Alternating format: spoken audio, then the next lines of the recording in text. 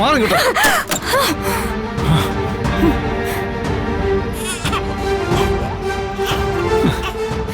ഇവൾക്ക് ഭ്രാന്താ, മുഴു ഭ്രാന്ത്. നീ ചാവുമ്പോ നിന്റെ പൊട്ടടയിൽ വെക്കാൻ. വാ ചേട്ടായി.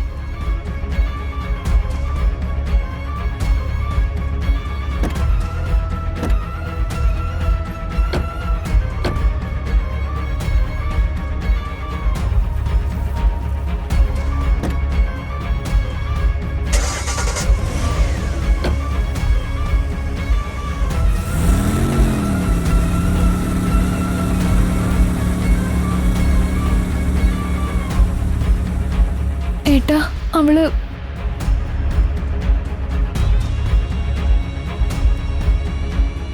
ഇതോടെ ആ അധ്യായം അവസാനിപ്പിച്ചു. അത് അങ്ങനെ കരുതിയാ മതി.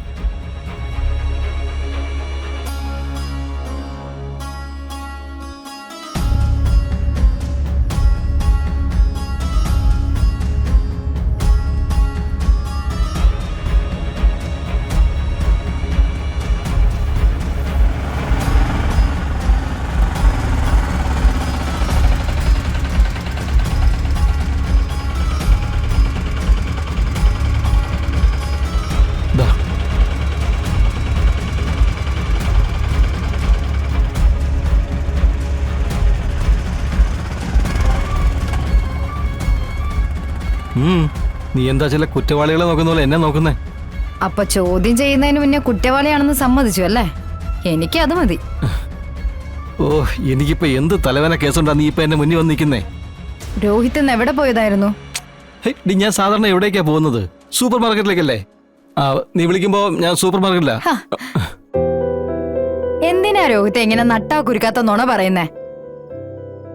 തലയും കാണും പൊട്ടിത്തെറിച്ച് പോന്ന് പറഞ്ഞാലേ ഈ തല ഇപ്പൊ ഇവിടെ കാണില്ലായിരുന്നു.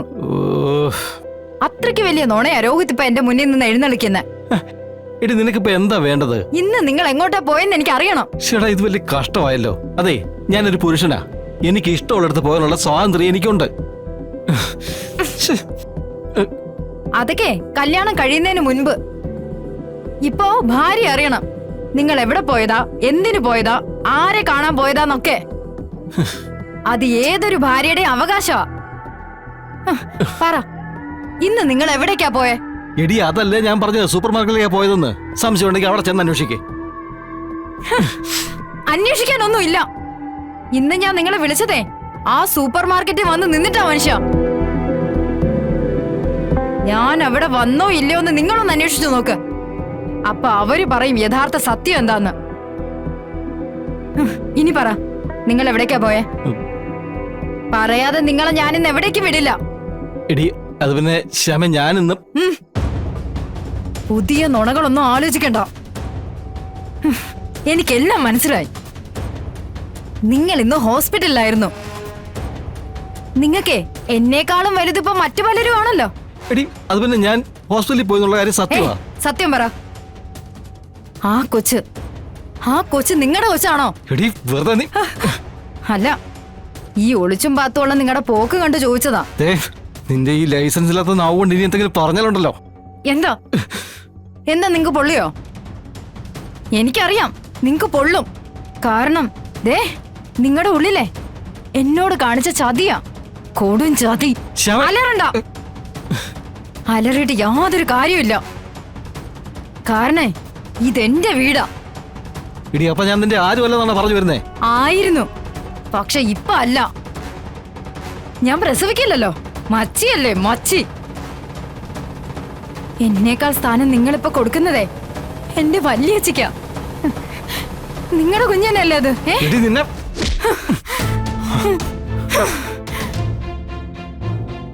തൊട്ടുപോകരുത് തന്നെ.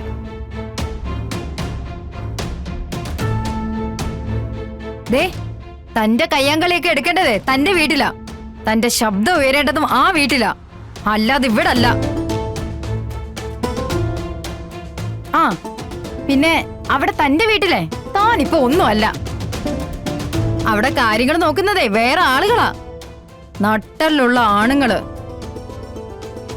ഇല്ലെങ്കി താൻ പറ. ശിവൻ ശിവൻ ആരാ ആ വീട്ടിലെ? തന്നേക്കാൾ സ്വാതന്ത്ര്യവും അവകാശവും ശിവൻ എങ്ങനെയുണ്ടായി? അതിന്റെ അർത്ഥം തനിക്ക് അവിടെയും വിലയില്ല ഇവിടെയും വിലയില്ലെന്നല്ലേ? എടി ശ്യാമേ,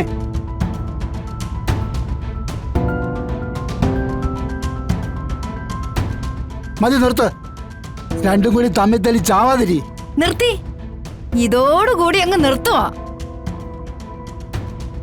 ആ നശിച്ച കൊച്ച എല്ലാത്തിനും കാരണം. അത് ജനിച്ച അന്ന് തുടങ്ങിയത് ഇവിടുത്തെ പ്രശ്നങ്ങളൊക്കെ. അതിന് ഞാനിന്ന് ഹേയ്, ശ്യാമേ, അയ്യോ,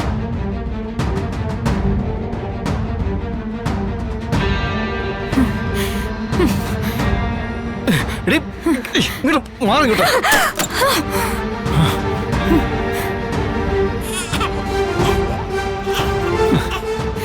ഇവൾക്ക് ഭ്രാന്താ, മുഴു ഭ്രാന്ത്. അച്ഛാ, ഈ കൊച്ചിനെ കൊണ്ട് ഇവളുടെ മുന്നിൽ നിന്ന് പോ, അല്ലെങ്കിലേ ഇവിടെ ഇതിനെ കൊല്ലും.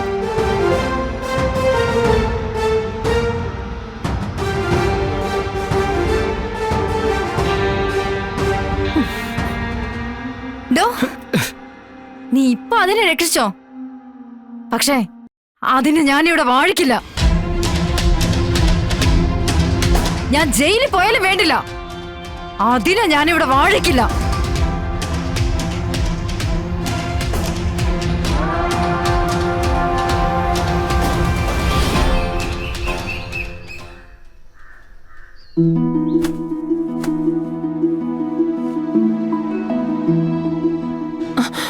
ശാലിനി കുഞ്ഞ്, ശാലിനി കുഞ്ഞ്, ഒന്ന് പുറത്തേക്ക് വാ കുഞ്ഞ്. ദേ അവിടെ. എന്ത്? അവിടെ കുഞ്ഞിന്റെ അച്ഛൻ. അച്ഛൻ?